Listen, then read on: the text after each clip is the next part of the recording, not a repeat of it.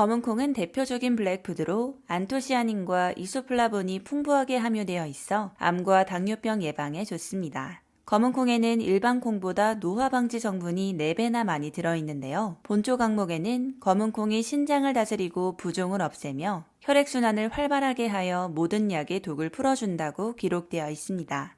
하지만 잠깐, 이렇게 몸에 좋은 검은콩도 잘못된 방법으로 드시면 오히려 암과 치매의 위험을 높일 수 있다는 사실 알고 계셨나요? 그래서 오늘은 검은콩을 건강하게 섭취하는 방법과 검은콩과 함께 드시면 나쁜 음식과 좋은 음식에 대해 자세히 알아보겠습니다. 여러분, 평소에 검은콩 어떻게 해서 드시고 계신가요? 검은콩을 볶아서 먹으면 좋다, 삶아서 먹어야 좋다, 의견이 분분한데요. 저는 소화의 측면에서 말씀을 드리고 싶습니다. 검은콩은 무조건 푹 삶아 드시는 것이 소화가 잘 됩니다. 덜 익은 콩을 드시고 속이 더부룩했던 분들 있으시죠? 콩에는 콩 단백질의 소화를 방해하는 트립신 저해제라는 성분이 들어있는데요. 이것 때문에 덜 익은 콩을 드시면 소화가 잘 안 되는 것입니다. 콩을 충분히 익히지 않고 먹어서 콩 단백질이 잘 소화되지 않고 곧바로 장으로 내려가면 어떻게 될까요?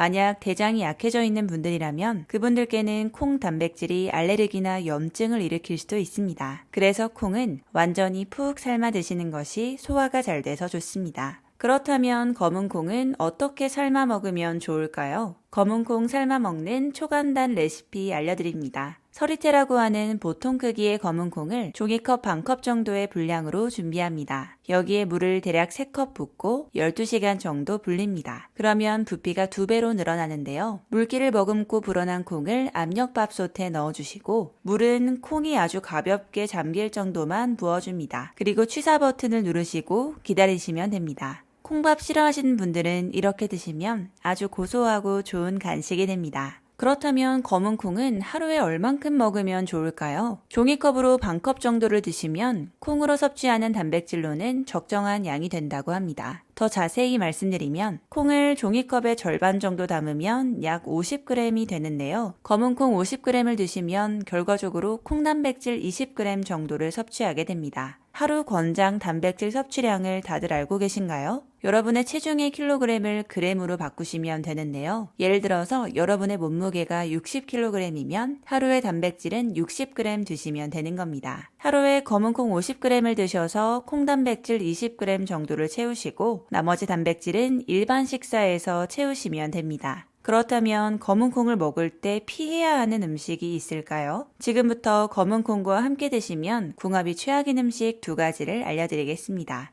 첫 번째는 우유입니다. 검은콩을 갈아서 우유와 함께 드신다는 분들이 생각보다 많아서 깜짝 놀랐는데요. 오늘부터라도 절대 우유에 타드시면 안 됩니다. 검은콩에는 우리 몸의 뼈를 형성하고 골밀도를 유지하며 에너지를 저장하고 전달하는 데 중요한 역할을 하는 인이라는 성분이 들어있는데요. 검은콩의 인 성분과 우유에 들어있는 칼슘 성분이 우리의 몸 안에서 결합해서 인산칼슘이라는 덩어리를 만들어내는 것이 문제의 시작입니다. 이렇게 만들어진 인산칼슘은 체내에 흡수되지 않고 오히려 서로의 흡수율을 떨어뜨리게 됩니다. 더 큰 문제는 인산칼슘 덩어리가 신장에 해가 될 수 있다는 건데요. 체내에 인산칼슘이 많아지면 메스꺼움, 구토 등의 증상이 나타나고 더 심할 경우에는 신장에 결석을 유발하거나 부작용을 일으킬 수 있습니다. 신장이 안 좋으신 분들은 더욱 각별히 주의를 하셔야겠습니다. 결론적으로 검은콩 가루는 우유가 아니라 두유나 물에 타드시는 것을 권장드립니다. 검은콩과 궁합이 최악인 음식 2번째는 소고기입니다.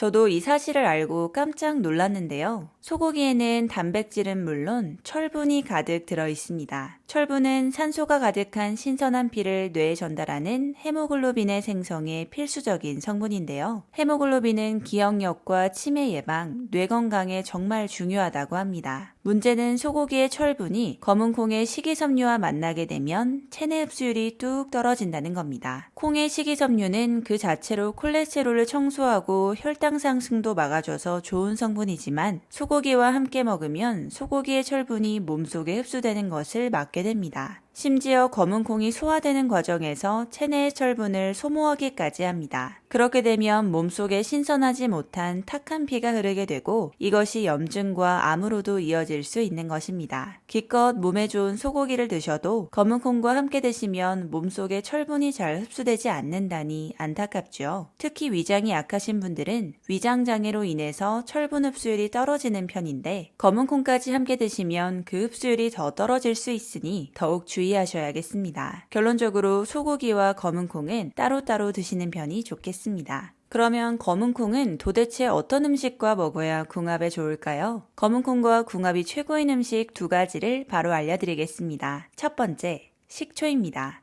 우리는 일상 속에서 각종 화학물질과 발암물질 등 많은 독소에 노출이 됩니다. 시간이 지날수록 우리 몸에는 이러한 독소가 차곡차곡 쌓여서 독소를 해독하는 간에 무리가 오게 됩니다. 간에 탈이 나면 간염이나 간암을 유발할 수도 있는데요. 이때 검은 콩에 가득한 식이섬유가 체내의 독소와 흡착되어 독소를 몸 밖으로 배출시켜줍니다. 검은 콩의 단백질이 간 자체를 감싸 보호해주며 나쁜 콜레스테롤이 간에 흡수되는 것을 막아 지방간과 간암을 예방해주죠. 하지만 문제가 하나 있습니다. 검은 콩에 들어있는 식이섬유의 단점이 소화가 잘 안 되는 것인데요. 식초가 이 문제점을 말끔하게 해결시켜준다고 합니다. 식초에 담가서 절인 콩을 초콩이라고 하는데요. 검은 콩을 식초에 담궈서 4주 정도 발효시키면 식초의 초산과 유기산이 검은 콩의 식이섬유를 분해하여 소화하기 쉬운 형태로 바꿔준다고 합니다. 초콩을 만드실 때는 생콩으로 만드셔도 좋고 소화기관이 약하시면 푹 삶은 검은 콩을 쓰셔도 좋습니다. 더불어 초콩은 몸속의 피로물질인 젖산을 분해하는 데도 최고라고 하는데요. 근육에 작용해서 뻐근한 몸을 활기차게 해주고 지방 합성을 막아 체중 감량 효과에도 좋다고 합니다. 검은 콩과 궁합이 최고인 음식 두 번째는 김입니다. 검은 콩 속에는 인삼, 산삼에 들어있는 사포닌이 함유되어 있는데요. 사포닌은 혈관 속의 콜레스테롤을 분해해주고 면역력과 항암 효과에도 좋지만 단점이 하나 있습니다. 바로 몸속의 요오드를 배출시켜서 갑상선의 기능을 떨어뜨리는 것입니다. 세계보건기구에서는 요오드가 부족하면 뇌세포가 손상되고 치매에도 영향을 줄 수 있다고 경고한 바 있습니다. 이때 김을 검은 콩과 함께 드시면 그 문제를 해결할 수 있습니다. 김에는 요오드 성분이 풍부하게 함유되어 있어서 요오드를 배출하는 사포닌의 단점을 해소시켜줍니다. 더불어 마른 김 5장에는 달걀 1개에 버금가는 단백질이 들어있어서 김과 검은 콩이 만나면 풍부한 단백질을 섭취하실 수 있습니다. 또한 검은 콩에 들어있는 이소플라본은 비타민이 풍부한 김과 같은 해조류와 함께 먹으면 폐경기 증후군 완화에 도움을 주고 골다공증을 예방하는 효과도 있다고 합니다. 마지막으로 오늘 영상의 내용을 정리해 보겠습니다. 검은 콩은 완전히 푹 삶아 드시는 것이 소화가 잘 돼서 좋습니다. 검은 콩은 하루에 종이컵 반컵 정도인 50g을 섭취하시는 것이 적절하고요. 검은 콩을 드실 때는 우유나 소고기는 피해 주시고 식초에 절여서 초콩을 만들어 드시거나 김과 함께 드시는 것이 아주 좋습니다.